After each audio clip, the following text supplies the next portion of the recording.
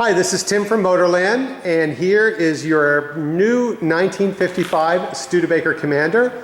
Mo, Kirby, and I are going to walk you through some of the basics. So Mo, if you want to show them if they need to get under the hood. If you need to open the hood, you place your hand between the B and the A on Baker. Push it over towards you and pull firmly. Raise your bonnet, unclip your rod, and insert it in the corner of the hood. Now you have access to your motor. And for oil changes, or if it needs topped up with oil. Okay, this is your oil spout where you would put your oil in. You would use 1040 SAE motor oil. 1040 SAE, Yep. okay?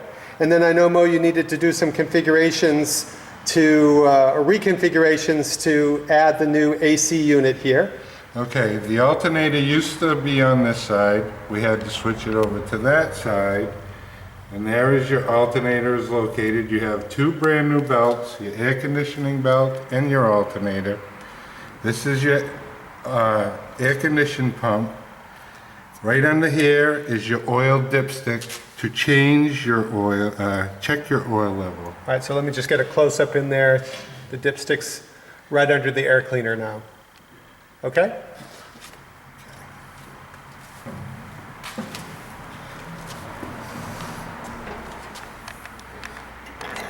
Your gas filler is here on the driver's side.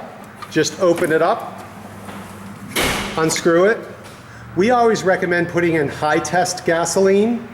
We are not fans of putting in additives during your driving season.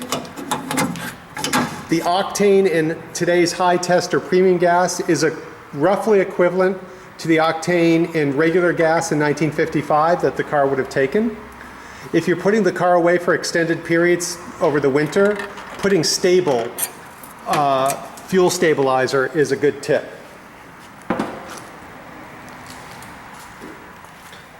To open the trunk, right in the center of the Studebaker Commander, you just turn it to the right and pull up.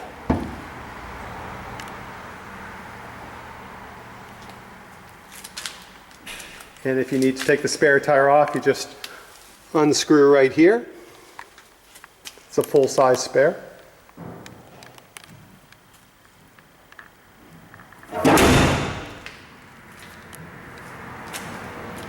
All right, Mo, you want to start her up?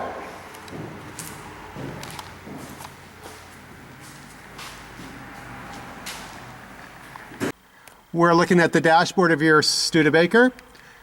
Mo wants to show the horn. Typical of many cars, the horn ring wears out, so a horn button was added. The horn button is located underneath your speedometer, right here. Go ahead.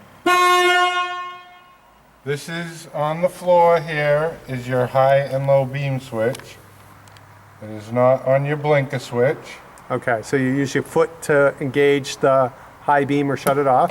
Yep, it's one simple click. Okay.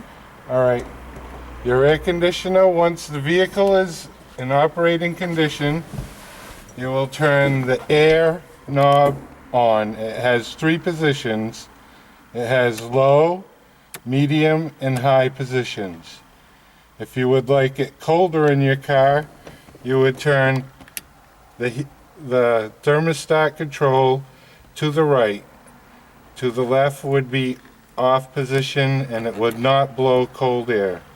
All right, so on a warm Kentucky day, turn it all the way to the right for the air button and then the temp button, turn all the way to the right. Correct. Okay, got it. You have adjustable ports to throw your air all over the cab of your vehicle. Any desired position you would like. Okay. Shall we start the car? Starting the car is very simple. It's on the dash. You turn the key. Vehicle is now running. Located right beneath the key switch is your emergency brake. It's a hand brake. And this is, we just installed the new cable for this. You pull it out until you hear the clicking sound. Now your brake is engaged. To disengage your brake, you would turn your handle to the right and push in. Right. And I think it's really important, Mo, a lot of people miss, to engage the emergency brake, you're pulling it out and you're listening for that clicking sound. That's correct. Okay?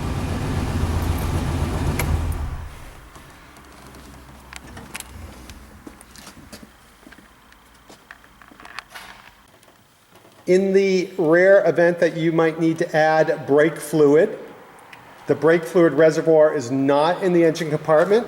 It's actually under the driver's seat.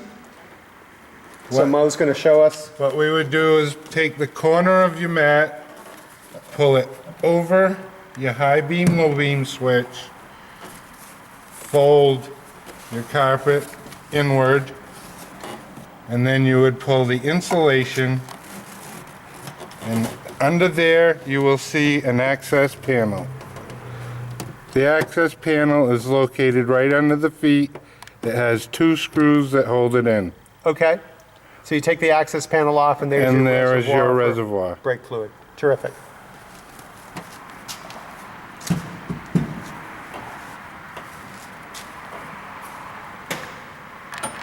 We're looking inside the trunk, which has a new liner, has the spare tire and the spare tire tools. But most importantly, Mo wanted us to show the battery.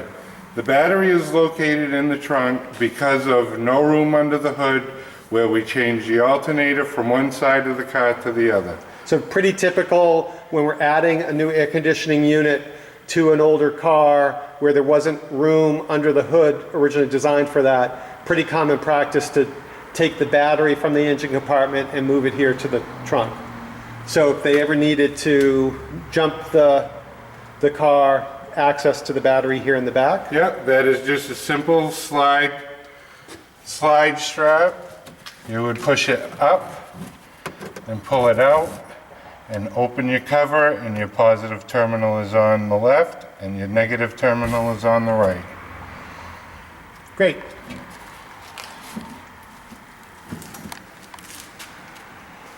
Going around the car. Here's the new period correct radial fat white tires that we installed.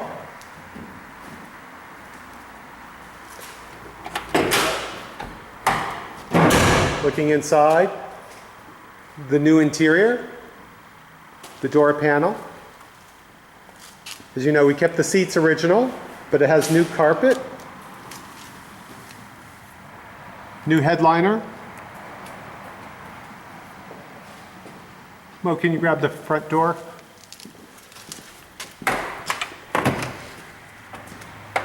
So we'll look at that. Close up on the unique design from Studebaker. There are seat belts that were added probably sometime in the 1960s or 70s. When this car was new, it did not come with seat belts. So there's a set of seat belts in the front. They're the chrome buckle lap belts.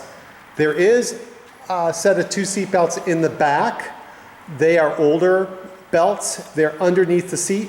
So if you needed passengers in the rear, you can always pull that seat out and bring those belts. Most folks for collector cars don't have the seat belts showing when they don't have to. And just a close-up on your new AC unit.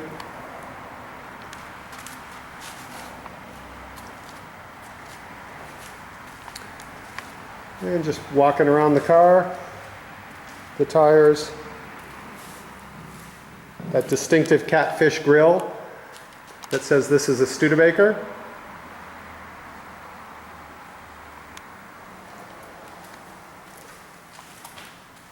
And just walking around the side.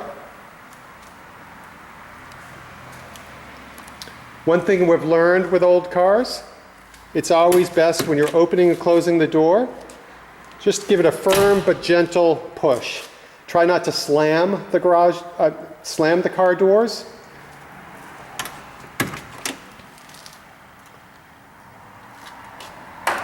And you can see the close-up here. The Vin Tag for Studebakers was always on the driver's side door, and it was always very thinly made. So you can see the etching, just a short number that they used. So if anybody ever needed to inspect that for DMV or other purposes, that's where it's located. All right, we're going to start the car and take it out for a short drive.